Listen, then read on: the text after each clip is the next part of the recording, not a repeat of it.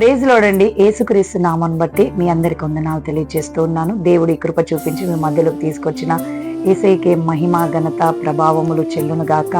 చాలా మంది అనుకుంటారు వారిని చూసి వీరిని చూసి ఇంకెప్పుడు మేము ఆశీర్వదనములు పొందుకోవాలని అనుకుంటారు. కానీ మరి దేవుని యందు విశ్వాసం ఉంచితే, దేవుని దగ్గరికి వచ్చినప్పుడు, దేవుని మాటల్లో ఉన్నప్పుడు దేవుడు ఖచ్చితంగా నీ ఇంటికి వస్తాడు, నిన్ను ఆశీర్వదిస్తాడు, నిన్ను తలగా నియమిస్తాడు. ఎందుకంటే ఆయన నీ కొరకు ప్రాణం పెట్టి నీ కొరకు తిరిగి లేసిన వాడు.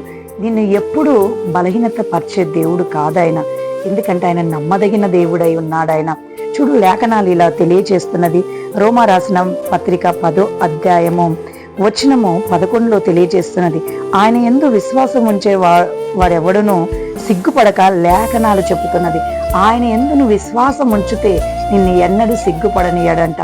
మరి అనుకుంటూ ఉన్నావేమో, అయ్యో మరి అందరి ముందర నేను సిగ్గు నందుతున్నానని అనుకుంటున్నావేమో. కానీ దేవుడు నిన్ను, నీ కుటుంబాన్ని సిగ్గుపడకుండా లేవనెత్తబోతూ ఉన్నాడు. ఎందుకంటే ఆయన యందు విశ్వాసం ఉంచుము. విశ్వాసం ఉంచిన ఎడల గొప్ప కార్యాలను చూడగలుగుతావు. ఎస్తేరు ఆయన యందు విశ్వాసం ఉంచి ఉన్నది. అదే రీతిగా అబ్రహాము ఆయన యందు విశ్వాసం ఉంచి ఉన్నాడు. అదే రీతిగా మరి అనేకులు ఆయన యందు విశ్వాసం ఉంచి ఉన్నారు. కాబట్టి నీవు విశ్వాసం ఉంచుము.